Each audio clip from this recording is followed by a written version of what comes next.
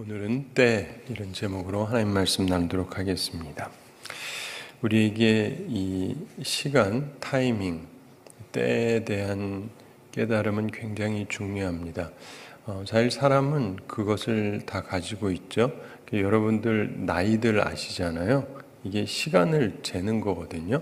사람에게는 그 계산법이 다 주어져 있어서 우리가 나이도 계산을 하고 1년, 2년 하면서 그 다음에 20대가 되면 어떻고 30대, 40대, 50대, 60대, 70대 이렇게 계산을 하지 않습니까?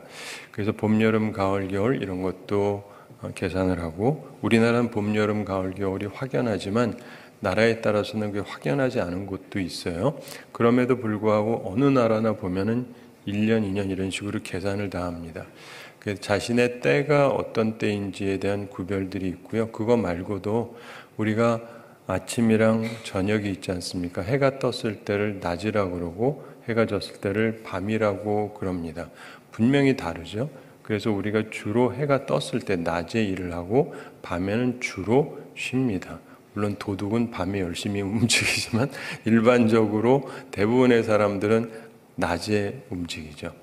그리고 그런 때를 통해서 우리가 갖는 시각이 있습니다.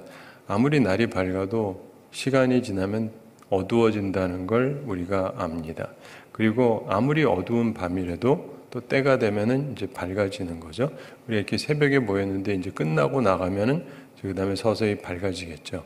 그런 것처럼 우리들의 삶 속에서는 이 때라고 하는 게 있기는 한데 의외로 많은 사람들이 정말 중요한 때는 구분하지 못하는 경향이 있습니다. 왜냐하면 우리들은 그런 교육을 잘 받지를 못했습니다. 제가 쭉 생각을 해보면은 세상에서 가르쳐 주는 것도 나름대로 도움되는 게 있고 교회에서 가르쳐 주는 것도 나름대로 도움이 되기는 하는데 예수님이 말씀하셨던 이 하나님의 때에 대한 관점을 많은 사람들이 별로 가지고 있지를 못합니다. 저는 잠언과 전도서를 보면서 특별히 전도서의 핵심은 때에 대한 거예요. 타이밍에 대한 거. 타이밍에 대한 것인데 사람들이 그 지혜를 잘 갖고 있지를 못합니다. 오늘 말씀도 예수님께서 때에 대한 말씀을 하시는 것인데 이 말씀을 잘 이해 못하고 또 모르는 분도 의외로 굉장히 많은 본문 중에 하나입니다. 35절 함께 읽어보겠습니다. 그들에게 이르시되 내가 너희를 전대와 배낭과 신발도 없이 보내었을 때 부족한 것이 있더냐 이르되 없었나이다. 예수님께서 제자들하고 지금 말씀을 하시는 것입니다. 그들에게 이르시되 아마도 이때는 12 중에 가룟 유다는 나간 후일 것으로 추정을 할 수가 있습니다. 그러면서 예수님이 말씀합니다. 내가 너희를 전대와 배낭과 신발도 없이 보내었을 때 이것은 전도 여행을 위해서 필요한 준비 없이 보냈다는 말씀이죠. 그래서 전대라고 하는 것은 돈주머니를 얘기합니다. 돈 준비 안 하고 배낭도 준비 안 하고 신발도 없이 그냥 여분의 것 준비 없이 보내었었다. 근데 부족한 것이 있더냐 질문이죠. 여행 중에 일어날 일에 대비해서 사전 조치가 없이 떠났습니다. 그런데 부족함이 있었느냐 이런 주님의 질문입니다. 일반적으로 우리들은 여행할 때 준비를 많이 해서 가죠. 우리가 외국을 여행하게 될 때는 우리 흔히 최소한 2개는 꼭 챙겨가야 된다 그럽니다. 하나는 여권이고 여권이 없으면 못 다니니까 그 다음에 돈이 필요하죠. 없으면 살 수가 있는데 돈이 없으면 살 수가 없지 않습니까? 그래서 적어도 여권과 돈지갑은 챙기고 가야 된다고 흔히들 얘기를 하는데 예수님이 가는데 아무것도 안 가져가도 된다고 얘기를 하신 거예요. 그런데 그래서 부족한 것이 있었느냐? 이르되 없었나이다. 아무런 부족함이 없었다고 그들의 경험을 말했습니다. 우리가 인생을 살면서 주님께서 우리의 앞길을 예비하셔서 아무 부족함이 없다. 굉장히 크고 감사한 일이죠. 자, 여기에서 우리가 기억해야 될 게 있습니다. 그때는 그랬고 그러면 그게 항상 가느냐? 아니라는 걸 예수님이 이제 말씀하려고 하는 것입니다. 과거에는 주님께서 모두 준비해 주셨습니다. 눈으로 안 보이지만 주님께서는 이 세상을 다스리시기 때문에 사람들의 마음들을 주관하셔서 다 준비하게 하신 것입니다. 그들은 걱정하거나 대비할 필요가 없었던 것입니다. 제가 이제 목사지 않습니까? 근데 여기를 왔는데 여러분들의 마음을 준비시키시면 제가 편하겠죠? 근데 뭐 예수님이 눈에 보이지는 않지만 주님께서 준비시키시고 마음을 준비시켜 주시면 제가 사는 게 어려움이 없겠지만 주님이 준비 안 해주시면은 당신 누구야? 알지도 못하는데 뭐 이러면 힘들지 않겠어요? 근데 예수님께서 준비를 해주셨다는 거예요. 근데 이걸 보고 또 많은 분들은 걱정할 거 하나도 없다. 한편으로는 맞죠. 그랬던 부분만 보면. 근데 오늘 주님이 딴 얘기를 하시는 거예요. 그래서 항상 성경은요, 내가 보고 싶은 것만 보고 하나만 보고 그러면 안 되고 총체적으로 같이 볼 필요가 있습니다. 36절 함께 읽어보겠습니다. 이르시되 이제는 전대 있는 자는 가질 것이요 배낭도 그리하고 검없는 자는 겉옷을 팔아 살지어다. 아멘. 이르시되 이제는 전대 있는 자는 가질 것이요. 전과 다른 가르침입니다. 전과 다른 지시사항입니다. 너 돈지갑 있어? 챙겨. 얘기하시는 거예요. 목사야, 너 돈 있니? 챙겨라. 그전에는 챙기지 말아라 그러셨고 이제는 챙겨라 그러시는 거예요. 또 이것만 보면 안 되죠. 항상 챙기라고만 하셨다. 그게 아니라 많은 경우 기본적으로 챙기지 말라 그랬는데 어떤 상황에서는 챙기라고 하신 거죠. 여러분에게도 다 마찬가지예요. 어떤 경우는 주님께서 걱정하지 말아라, 내가 다 준비해 줄 테니까. 근데 어떤 경우는 준비해, 내가 너 줬잖아, 챙기고 있어야지 하시는 말씀을 하시는 경우가 있다는 것을 기억을 해야 됩니다. 그러면서 배낭도 그리하고, 확실히 전과 다른 가르침입니다. 이유가 뭘까요? 때가 바뀌었기 때문입니다. 오늘 설교 제목처럼 때가 바뀐 거예요. 아침이냐 저녁이냐에 따라서 완전히 얘기는 다른 것입니다. 그런 것처럼 때가 다르기 때문에 상황 대처 방식 자체가 완전히 달라지는 것입니다. 이것을 잘 이해를 하셔야 됩니다. 그리고 검 없는 자는 겉옷을 팔아 살지어다. 검 없는 자는 겉옷을 팔아 살지어다. 검은 싸움을 위한 것입니다. 돈을 주고 사서 준비하라는 것입니다. 굉장히 충격적인 말씀인데 평화의 왕이 지금 싸움 준비를 명하십니다. 그렇죠? 네. 근데 이 부분을 보면서 우리가 잘 생각을 해야 됩니다. 그러니까 주님이 검을 가져야 되는데 이게 꼭 필요하기 때문에 겉옷을 팔아서 살아라. 그 당시에는요, 겉옷이 하나밖에 없었어요. 그래서 이거를 가지고 입고 다니고 저녁에는 이게 이불처럼 돼가지고 그걸 덮고 잤는데 이거를 판다는 얘기는요, 그만큼 칼을 꼭 갖고 있어야 된다는 말씀이에요. 이해가 되십니까? 네, 절대로 내가 꼭 필요한 건데 이거를 팔아서라도 갖고 있어라. 그래야만 한다. 이런 얘기를 하시는 거라 많은 성서학자들이 이 부분을 보면서 굉장히 골치 아파합니다. 이게 무슨 얘기일까? 왜냐하면 예수님의 평상시의 가르침하고 너무 차이가 있거든요. 어떤 사람은 하여간 끝까지 예수님을 평화의 왕으로만 보고 싶은 사람들은 이걸 이제 대부분 얘기를 잘 안 하거나 이런 얘기를 하기가 싫어하죠. 그리고 이제 뭐 또 다른 쪽으로 막 해석을 하고 막 그러는데 여기에 대해서 보통 세 가지 해석이 가능합니다. 첫째로 강도나 산적으로부터 보호하기 위해서 문자적인 칼을 준비하라 이런 말씀일 수 있다라고 보기도 합니다. 뭐 그럴 수 있겠죠. 두 번째는 제자들이 필요한 물품을 준비하기 위해서 도살용 칼, 고기 베는 칼 이런 걸 준비하라는 말씀이다. 이렇게 보는 분들도 있습니다. 사람이랑 싸우라는 게 아니라 고기 벨 때 칼 필요하잖아요. 되게 재밌죠, 성서학자들이. 하여간 주님은 평화의 왕이시기 때문에 이제 그런 의미일 것이다. 이렇게 해석하는 사람이 있고, 세 번째로는 상징적인 의미일 뿐이다. 11 제자들이 용기를 내서 상황에 대처해야 된다는 말씀이다. 이런 얘기입니다. 자, 여기서 보게 되는 게 뭐냐면요, 많은 해석들을 성서학자들이 하긴 하고 목회자들이 하지만 하여간 진짜 싸움으로는 보고 싶어 하지를 않습니다. 이게요, 우리들이 갖고 있는 프레임이에요. 많은 사람들이요, 주님은 이럴 것이다. 주님은 저럴 것이다.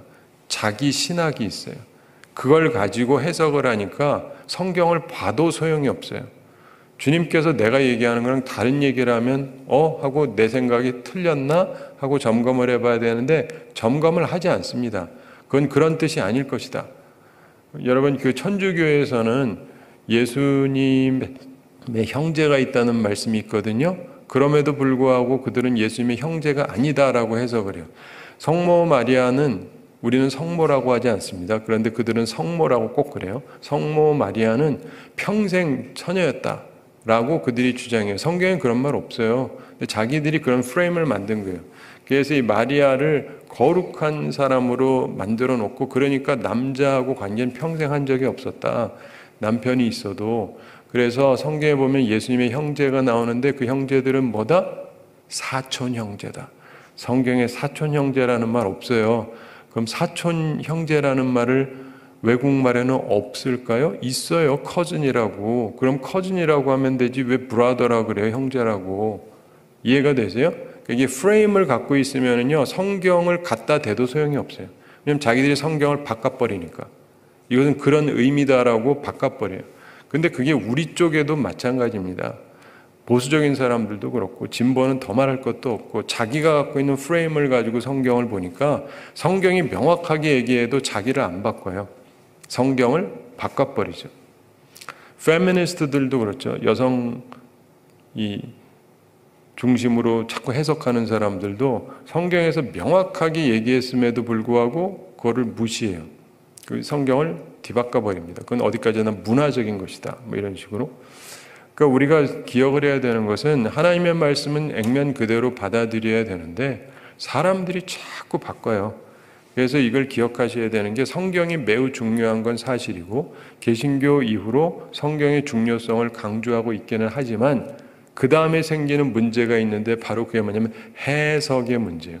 똑같은 성경을 가지고 해석을 다르게 해요. 그래서 목회자는 해석을 정확하고 바르게 해야 돼요. 그리고 그런 강단이 제대로 된 강단이고, 그런데 그걸 잘하는 사람이 그리 많지 않습니다. 왜냐하면 대부분의 사람들이 자기 프레임을 갖고 있어서 그래요. 저는 그거를 갖지 않으려고 꾸준히 노력을 하는데, 하여간 여기서 분명한 것은 이제부터는 예수님이 지금 말씀하시는데 전과 다른 상황에 직면하게 될 것이다. 이걸 확실하게 가르쳐 주시는 것입니다. 지금까지는 예수님께서 제자들을 보호하셨습니다. 적들도 주로 예수님을 공격을 했습니다. 그런데 이제부터는 상황이 달라질 것입니다. 제자들은 그런 변화에 대비해야 됩니다. 예수님은 이제 십자가에 달려 돌아가시지만 곧 부활하시고 승천하시고 그 다음에 예수님은 이 땅에 없습니다. 그렇기 때문에 이 땅에 있는 제자들이 공격 대상이 돼요. 공격을 받게 되는 것입니다. 보통 보면은 이제 안수를 받고 이제 사역을 하게 될 때 이제 부목사로 사역하기 시작하는 경우가 많습니다. 나름대로 힘들기는 한데 그러다가 이제 나중에 이제 담임 목사가 되잖아요. 그럼 입장이 완전히 달라져요. 사람들이 부목사님들은 잘 욕 안 해요. 근데 담임이 되는 순간 욕을 집중적으로 하기 시작을 합니다. 특별히 부목사님, 사모님들은 불쌍하게 여겨서 욕을 잘 안 해요. 부목사님, 사모님인데 욕먹는 사람은 욕먹을 짓을 해서 그런 경우가 많고요. 대부분 불쌍히 여겨서 별로 얘기를 안 해요. 그런데 담임이 되는 순간 공적이 되기 시작을 합니다. 사모가 말이야 저러냐. 그래서 그때부터는 진짜 스트레스를 많이 받게 됩니다. 왜요? 자기 앞에 담임이 없으니까. 담임 사모도 없고. 근데 이제 예수님께서 떠나시게 되면 이제 자기가 앞서게 되잖아요, 제자들이. 그러니까 그 다음에 이제 공격을 직접 받게 되는 거예요. 그러니까 스스로가 조심하지 않으면 안 됩니다. 돈도 챙겨야 되고, 필요한 것도 챙겨야 되고, 여러모로 챙겨야 되고, 검까지 챙겨야 된다. 여러분 도와 검의 차이가 뭐냐면은 도는 한쪽만 있는 식칼 같은 게 그런 거고 검이라는 건 양쪽이 다 이렇게 날이 선 거예요. 하나님의 말씀은 검과 같다 그러잖아요. 양쪽이 양날이 있는 거. 그래서 이건 완전히 싸움을 위한 거예요. 살상을 위한 거. 여러분 보통 부엌에서 쓰는 거는 양쪽이 다 칼날이 없죠. 한쪽만 있어요. 왜냐하면 그냥 쓰려고 하는 거니까. 그래서 너무 이렇게 그런데 검은 말 그대로 끝도 뾰족하고 양쪽이 그냥 닿기만 하면 무조건 베는 거예요. 하나님의 말씀도 그렇고, 근데 예수님이 지금 검을 준비하라는 거거든요. 이 얘기는 뭐냐면 실제로 싸움을 위해서 준비하라는 말씀이에요.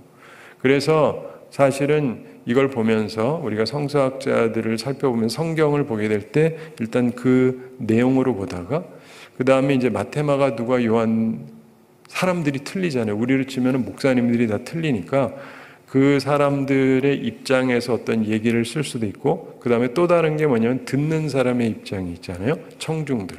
그래서 그 청중들의 상황을 생각해서 하는 것일 수도 있어요.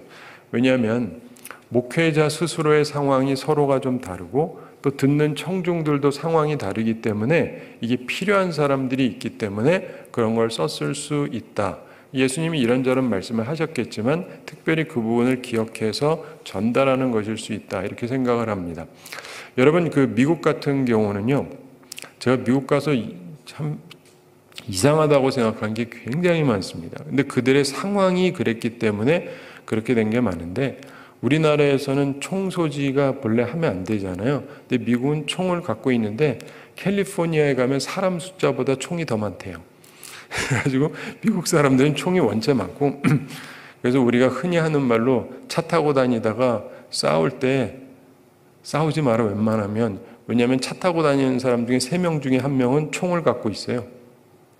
열받으면 쏴 죽일 수가 있단 말이에요. 우리나라는 최소한 그렇지는 않잖아요. 너 죽을래? 뭐 이 정도고. 근데 그게 아니라 이 사람들은 총을 갖고 있어요. 여성도.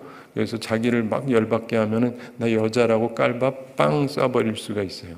그러니까 이게 그런데 우린 자꾸 그러잖아요. 이 사람들은 왜 총을 갖고 있게 하냐. 그렇죠? 이해가 잘 안 가잖아요. 그렇게 총기 사건도 많고 그런데 왜 그거를 허락을 하나. 거기에는 그들의 역사적인 이유가 있습니다. 이 미국이 본래 어디서 왔는지는 아시잖아요. 유럽에서 왔습니다. 주로 영국에서 시작해서 왔고 또 다른 유럽 쪽에서 왔는데 이 사람들이 왔을 때 갖고 있었던 기본적인 사고방식이 있는데 그게 뭐냐면 정부를 안 믿는 거예요. 좀 이상하게 느껴지시겠지만 왜냐하면 영국 정부가 이 국교회라고 해서 영국 왕이 교회 최고가 된 거예요. 천주교에서는 말하자면 사제가 목사가 최고죠. 교황. 근데 영국에서는요, 그 자리를 왕이 차지해버린 거예요. 우리나라로 치면 대통령이 총회장이 되는 것 같은. 근데 왜 그랬냐면은 천주교에서는 본래 이혼을 하면 안 됩니다. 근데 이 사람이 이혼하고 딴 여자랑 결혼을 하고 싶은데 허락이 안 돼요. 그러니까 싹 갈아치자 교회를. 그래서 내가 교회의 머리가 되겠다. 그래가지고 자기가 국왕이 국교회의 장이 된 거예요. 이거 실화예요, 실화. 그래가지고 그렇게 하다 보니까 그 다음에 교회도 그렇고 최고 머리가 국왕이니까 그러면서 자기 마음대로 통치를 하기 시작합니다. 그래서 설교권도 막 안 주고 설교도 막 못하게 하고 뭐 이런 일들이 있다 보니까 청교도들을 중심으로 해서 한번 반란을 일으키고 뒤집었다가 그 다음에 또 한 번 뒤집히고 그러면서 너무 많은 어려움을 겪고 나서 우리 정치하지 말자. 그래가지고 그냥 미국으로 간 거예요. 그 당시만 해도 아무것도 없던 데였죠. 그리고 거기를 가다 보니까 이 사람들은 처음부터 갖고 있는 생각이 정부에 대한 신뢰가 없어요. 이해가 되시나요? 네. 정부에 대한 신뢰가 없어요. 그래서 미국은 왕을 안 세웠잖아요. 처음부터. 대통령이라는 특이한 체제를 만들어 놓고 대통령제를 가져서 전권을 갖지 못하게 3권을 분립을 시키고 그 다음에 대통령도 4년으로 못을 받고 그 다음에 또 하더라도 한 번 더 하면 끝 뭐 이런 식으로 만들었는데 그래서 정부를 못 믿습니다. 안 믿어요. 그리고 이게 정상이라고 생각합니다. 그리고 정부가 언제라도 우리를 탄압할 수 있다고 생각하기 때문에 우리는 총을 가져도 된다. 정부하고 싸워도 된다요. 사상이. 이게 누구 생각? 기독교인들 생각. 우리의 걸 지켜야 된다. 약간 이 부분하고 비슷한 거예요. 그래가지고 모두가 총을 갖고 있습니다. 경찰이 들어와도 쏴도 돼요. 오해하지 마세요. 이 부분만 또 편집해서 목사가 김용일이 이랬다 이런 말 하지 마시고. 그러니까 이 사람들의 관념에서는 정부도 이상할 수 있고 우리를 탄압할 수 있고 부당하게 할 수 있기 때문에 우리는 우리 스스로를 지킬 권리가 있다라고 생각을 하는 거예요. 굉장히 특이하죠. 그래서 미국에 가서 보면 3G가 미국을 세웠다 그래요. 영어로 이제 G로 시작하는 건 God, 하나님. 그래서 하나님이 교회를 이 나라를 세우셨고 그 다음에 두 번째가 Gun이에요. G-U-N. 총으로 이 나라를 세웠다. 세 번째가 guts, 용기. 하나님과 총과 용기가 이 나라를 세웠다. 그래서 총기를 안 뺏기려고 하는 거예요. 물론 좀 이상한 사람들도 있지만 그 사람들은 이상한 사람들이고 우리의 권리를 뺏길 수가 없다는 거예요. 근데 한 가지 그러다 보니까 굉장히 특이한 게 있습니다. 딴 나라들이요 미국을 공격을 못하는데 왜냐하면은 미국 사람들은 전부 무장이 돼 있어요. 대부분의 나라들은 일반 사람들은 무장이 안 돼 있거든요. 그렇죠? 우리 무장이 안 돼 있잖아요. 군인들 빼놓고는. 근데 미국은 전 인민의 군대화를 넘어서서 전부 총을 갖고 있는 거예요. 그러니까 막 들어가가지고 될 나라가 아니에요. 되게 재밌죠? 근데 하나님이 뭐 그렇게 허락하신 특이한 나라인데, 근데 그 사람들이 갖고 있는 그 관념 때문에 그래요. 그래서 이 사람들이 처음에 플리머스에 가가지고 이제 교회를 세웠단 말이에요. 거기 이제 가서 보시면은 그게 조그매요. 조그만데 2층으로 되어 있습니다. 1층에는 이제 집회를 하고 2층으로 올라가잖아요. 뭐가 있는지 아세요? 대포가 있어요. 대포. 교회 2층에 대포가 있어요. 우리 교회에도 대포가 있죠? 대포는 무슨 대포에다가는 목사가 미쳤다 그러겠죠. 우리나라에선. 총만 있어도 큰일이라고 생각할 텐데 물론 허락도 안 되지만 그러니까 이 사람들은 뭐냐면 싸움이 벌어지면 교회를 중심으로 싸우겠다는 거예요. 이게 이 사람들의 시작이에요. 그래서 그러는 거지 우리나라식으로 저 사람들 왜 저러지? 우리나라에서는 이해가 안 가는데 그들은 그들의 역사가 있어서 그런 면이 존재하는 것입니다. 그렇기 때문에 이러한 말씀이 전달되는데 누가의 말씀을 받는 사람들에게 이게 아마 꼭 필요했기 때문에 이런 말씀을 했을 수가 있다라고 보기도 합니다. 왜냐하면 그들의 상황 속에서 싸워야 되는 상황일 수도 있고 주님이 그런 말씀을 하신 적이 있는데 딴 사람들은 별로 관심이 없는데 누가는 여기에 대한 관심을 가지고 이 말씀을 받는 자들에게 정당성을 부여해 주는 것일 수도 있는 거예요. 그러나 어쨌든 하여간 지금 상황이 달라지면서 예수님이 좀 다른 얘기도 하셨다. 이걸 우리가 참조할 필요는 있습니다. 굉장히 중요한 부분이거든요. 이제 배신자가 예수님을 팔기 위해서 나갔고 주님은 이제 곧 잡히실 것이고 십자가에서 죽으실 것입니다. 그리고 앞으로 제자들은 주님과 함께 할 수 없습니다. 주님의 곁에서 묻고 답을 들을 수도 없습니다. 예수님을 십자가에 달려 죽게 만든 그 원수들이 이제는 제자들을 향해서 분노를 쏟을 것입니다.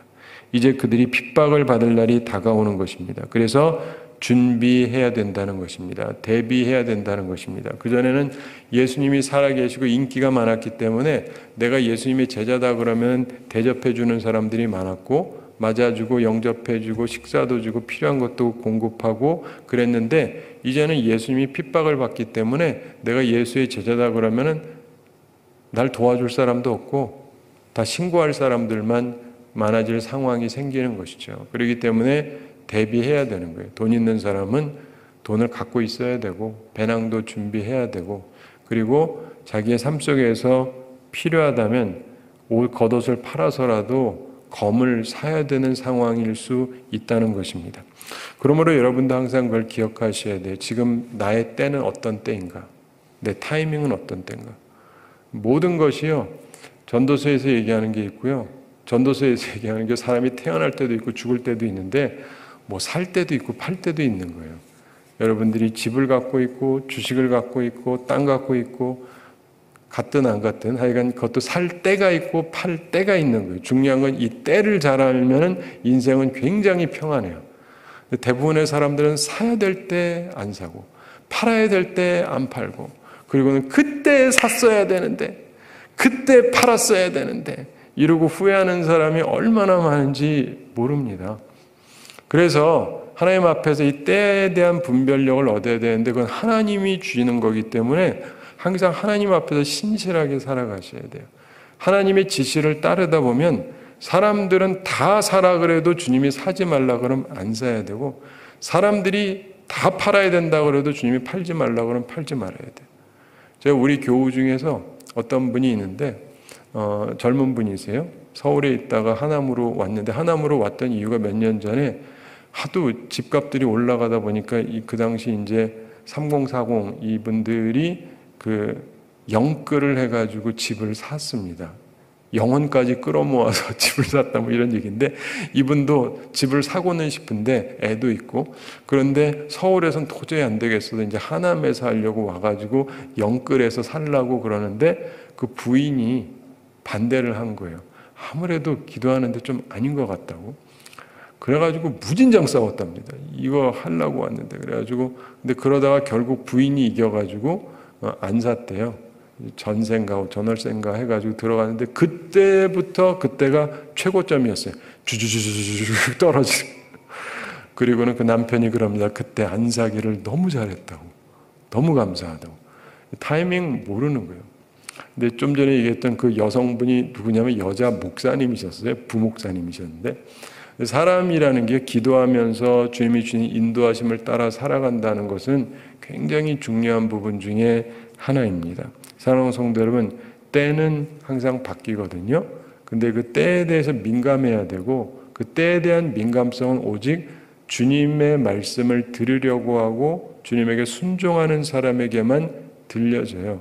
그리고 그런 사람들은 그걸 따르기 때문에 모든 위험을 피할 수가 있는 것입니다. 꼭 그런 분들이 다 되시기를 바랍니다. 37절 함께 읽어보겠습니다. 내가 너희에게 말하노니 기록된 바 그는 불법자의 동류로 여김을 받았다 한 말이 내게 이루어져야 하리니 내게 관한 일이 이루어져 감이니라. 아멘. 내가 너희에게 말하노니 기록된 바, 구약에 있는 말씀을 얘기하시는 겁니다. 이사야 53장을 적용시키신 말씀인데 그는 불법자의 동류로 여김을 받았다. 예수님이 십자가에 달려 돌아가신다는 것은 큰 죄를 지었다는 것으로 여겨지는 것이고 양옆에도 일부러 강도들을 거의 달아놨죠.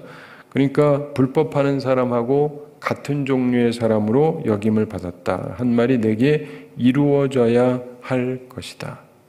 내게 관한 일이 이루어져 갑니다. 이렇게 주님께서 말씀하십니다.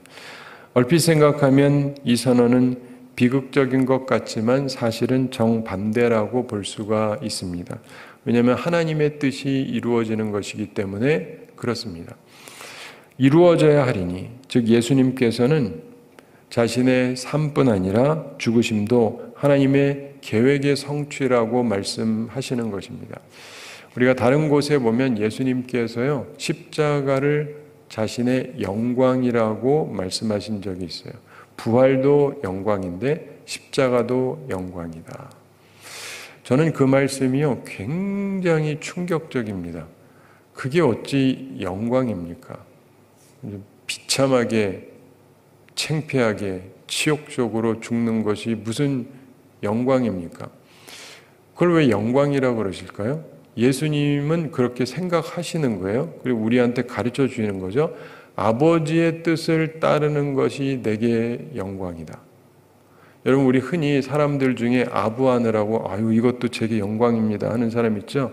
약간 그런 말이랑 비슷한데 의미는 완전 다른 거죠. 예수님은 아부를 하기 위해서 하시는 말씀이 아니라 진심으로 그렇게 생각하는 거예요. 내가 아버지의 뜻을 따른다는 것은 나한테는 영광이다. 아무리 생각해봐도 이 부분은 따라가야 되겠는데 쉽지는 않습니다. 생각만으로도 쉽지가 않아요.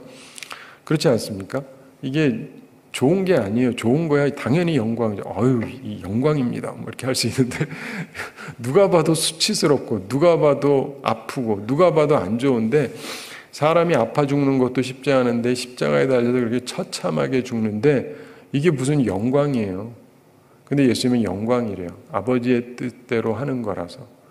저도 그렇게 생각해 보려고 자꾸 노력을 합니다. 여러분도 그렇게 생각하려고 우선 노력을 하셔야 돼요. 아버지의 뜻을 따르는 것이 영광이다. 죽어도 영광이고 수치스러워도 영광이고 아파도 영광이고 하여간 아버지의 뜻을 따르는 것이야말로 영광이다. 물론 부활도 영광입니다. 근데 아버지께서 두 가지 영광을 다 주시는데 예수님께서는 그렇게 말씀하셨어요. 예수님의 죽음은 그 특성상 대속적인 거지 않습니까? 우리의 죄를 사하기 위하신 것입니다.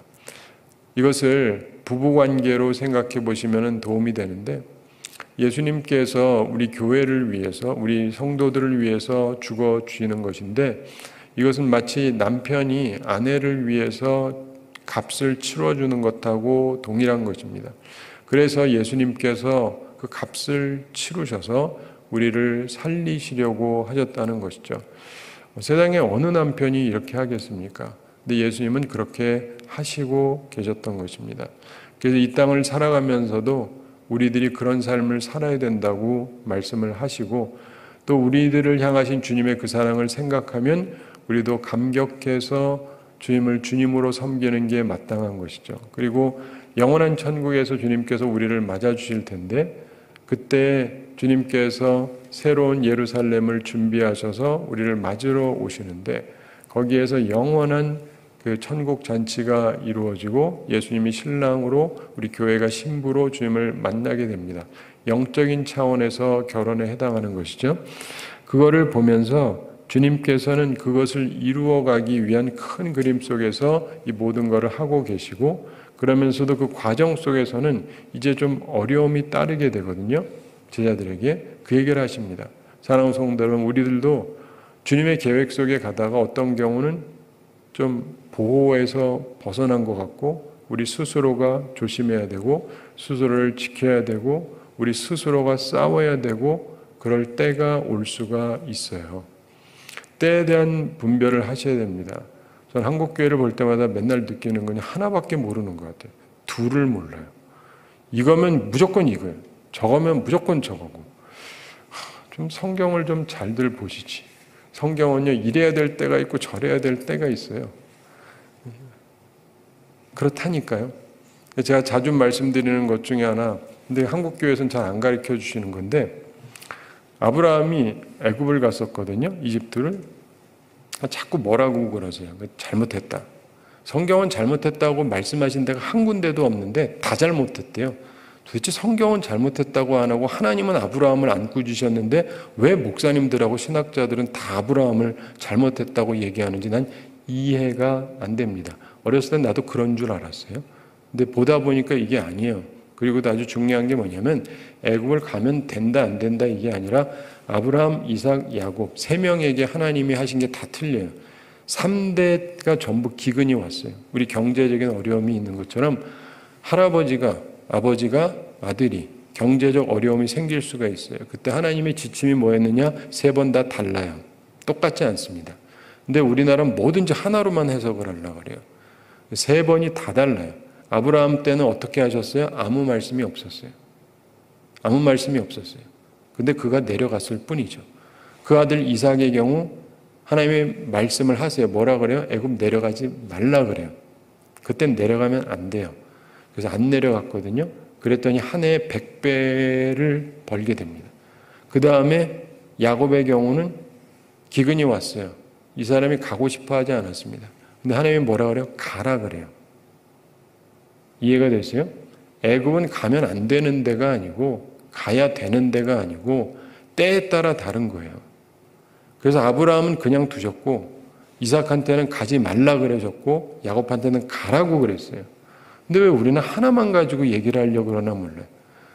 그리고 하여간 그러니까 여러분들 그걸 기억하셔야 돼요. 아브라함, 이삭, 야곱 전부 구약에 있는 사람들이고 거부가 됐죠. 그래서 이 사람들은 어려움이 하나도 없었어요. 성경 보면서 뭐 그러시나. 기근이 있었다니까요. 경제적인 어려움이 있었다니까요. 그들도 하나님을 잘 섬겨도 경제적인 어려움이 꼭 없는 건 아니에요. 정확히 보셔야죠. 구약에 보면 다 부자가 됐다, 잘 됐다, 형통했다. 그것도 한편으로는 맞는데 총체적으로 이해하고 있는 게 아니에요. 그들에게도 다 어려움이 있었어요. 근데 중요한 건 이들은 다 극복이 된 거죠. 왜요? 하나님의 인도하심을 따라 살아가니까. 그러면서 그들이 거부가 되기도 했지만은 그들에게 하나님이 주셨던 지침이 각각이 달라요. 그러니까 옛날에 했던 대로 그대로 해야 된다. 물론 그대로 가야 되는 것도 있죠. 하나님을 섬김은 변함이 있으면 안 되지만 하나님의 지시는 그때그때 달라질 수 있다는 걸 이해를 하셔야 돼요. 그러면서 살아가는 것이죠. 주님께서 지금 이때에도 때에 대한 얘기를 하시는 거예요. 때가 달라졌다, 달라진다. 그러니까 그동안 하던 대로 하지 말아라. 그러다 큰일 난다. 정신 바짝 차려라. 이 얘기예요. 그냥 주님이 알아서 다 해주시겠거니 나 안 해줄 거야. 정신 바짝 차려. 너 스스로가 스스로를 보호해. 이 얘기 하시는 거예요. 그러니까 여러분들도 정신을 차리셔야 됩니다. 38절 함께 읽어보겠습니다. 그들이 여짜오되 주여 보소서 여기 검 둘이 있나이다. 대답하시되 족하다 하시니라. 그들이 여짜오되 주여 보소서 여기 검 둘이 있나이다. 검이 두 개가 있다는 거예요. 좀 특이하죠? 이들이 지금 나가서 사갖고 온 게 아니라 갖고 있는 거예요. 예수님의 제자 12 중에 2명은 검을 갖고 있었습니다. 여러분 지금 여기 검 갖고 온 사람 몇 분 계시나요? 아니면 식칼이라도 가지고 오신 분? 거의 없으실 텐데 과도도 안 갖고 다니실 것 같은데. 그러니까 예수님의 제자 중에 최소 2명은 과격한 사람들이다라고 볼 수 있어요. 열심당원. 그래서 이 사람들은 언제라도 싸울 준비가 돼 있는 사람이 예수님의 제자 중에 최소 2명은 있었다. 이렇게 우리들이 봅니다. 하여간 예수님 제자 중에는 여러 종류의 사람들이 있었던 것 같아요. 그런데 이들은 여기에서 지금 칼에 집중을 하고 있습니다. 근데 예수님께서 대답하시되 족하다 이렇게 말씀하십니다. 간결하게 답하셨습니다. 사랑하는 성도 여러분, 말씀을 맺습니다. 제자들은 아직 주님을 충분하게 이해하지는 못한 것 같습니다. 그래도 주님은 가십니다. 사명의 길을 가시는 거예요. 우리에게 말씀해 주세요. 우리가 충분히 이해하든 못하든 주님은 주님 갈 길을 가십니다. 그러니까 정신 바짝 차리고 잘 듣고 잘 따라가야 돼요. 저는 살면서 느끼는 게 항상 정신없다. 정신없다. 주님의 뜻은 뭘까? 이런 게 많아요. 지금도 그렇고요. 진짜 그래요. 뭐 어떻게 되겠지. 그냥 주님이 알아서 지켜주시겠지. 한편으로는 맞기도 하고 한편으로는 그게 꼭 맞는 것만은 아니에요. 우리에게 주어진 상황에 대한 분별력을 갖고 있어야 돼요. 그리고 우리가 대비를 하느냐 안 하느냐에 따라서 상황은 완전히 달라질 수 있습니다. 아세요? 이제 우리나라도 2달 사이에 어떤 일이 벌어지게 될 텐데 그때 우리 믿는 사람들이 준비가 돼 있느냐 준비 안 돼 있느냐에 따라서 더 처참한 상황에 갈 수도 있고 이거를 방어할 수도 있는 거예요. 정신 바짝 차리셔야 돼요.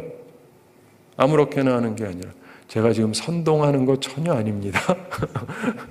그런 게 아니고 우리 믿는 사람들이요. 상황이 어떤지를 보고 이게 그냥 맥 놓고 있어도 되는 때는 맥 놓고 계세요. 그렇지만 이게 정신 바짝 차려야 될 때는 정신을 바짝 차리셔야 돼요. 결국은 투표는 여러분들이 하는 거잖아요. 맞죠? 우리가 하는 거예요. 내가 결정하는 거예요. 누가 하는 게 아니고. 근데 우리들이 어떻게 하느냐를 가볍게 생각하지 마세요. 많은 사람들이 아무렇게나 하고 관여도 안 하고 그 다음에 세상이 뭐 이렇게 돌아가냐? 그게 잘하는 게 아닙니다. 그러므로 사랑하는 성도 여러분, 정신을 바짝 차려야 될 때는 정신을 바짝 차리셔야 돼요. 그래야 우리의 삶이 평안하게 갈 수 있어요. 주님이 가르친 이 때에 대한 가르침을 염두에 꼭 두시기 바랍니다. 그래서 복되게 살아가고 생명의 길을 걸어가고 후회 없는 삶을 살아가고 주님의 인도하심을 따라 살아가고 주님이 원하시는 세상을 만들어가는 그런 우리 모두가 되기를 바랍니다. 우리 함께 기도하겠습니다. 사랑의 하나님 아버지, 우리를 사랑해 주시고 오늘도 저희에게 귀한 말씀 주임을 감사드립니다. 주의 말씀을 기억하면서 우리들이 때에 대한 말씀, 이전과 이후가 완전히 달라질 것이고, 그렇기 때문에 우리들의 태세가 어때야 되는지에 대해서도 말씀하셨는데, 이 말씀을 기억하면서 우리도 때에 대한 분별력을 가지고 주님의 인도하심을 받으며 정신 차리고 살아가게 해주시고, 그래서 항상 기도하며 깨어있는 자들이 되게 해주시고, 그래서 우리에게 앞에 다가오는 시간들을 잘 대비해서 하나님 앞에서 후회 없는 미래를 걸어가고 후회 없는 삶을 살아가고 하나님이 기뻐하시는 우리의 주변과 사회를 만들어가고 그런 나라를 만들어가는 저희들 다 되게 하여 주시옵소서. 주님, 저희들이 오늘도 주님 앞에 나오며 주님의 은혜를 간구합니다. 우리 성도들 영육간에 강건케 해주시고 일용할 양식 공급해 주시고 시험에 들지 않고 악과 싸워 이기는 주의 용사들이 다 되게 하여 주시옵소서. 오늘도 주님 앞에 나오며 예물을 드리는 성도들이 있습니다. 주께도 기쁘게 받으시고 흠양하시고 또 주의 나라와 영광을 위해 아름답게 사용하여 주시옵소서. 또한 하나님께 드린 손길들 기억하시고 은혜 베풀어 주시옵소서. 주님, 오늘도 저희들이 주님과 함께 동행하며 우리의 때에 대한 분별력을 가지고 깨어 기도하고 또 항상 주님께서 주시는 인도하심을 받아서 참 복된 길을 걸어가며 아름다운 길을 걸어가며 예전에 많은 사람들이 자기들의 상황이 매우 안 좋았음에도 불구하고 하나님을 바라보면서 오히려 더 좋은 사회를 만들고 오히려 더 나은 나라를 만들었다라고 하는 역사를 기억하면서 우리들도 그런 사람들이 다 되게 하여 주시옵소서. 감사드리며 예수님의 이름으로 기도드리옵나이다. 아멘.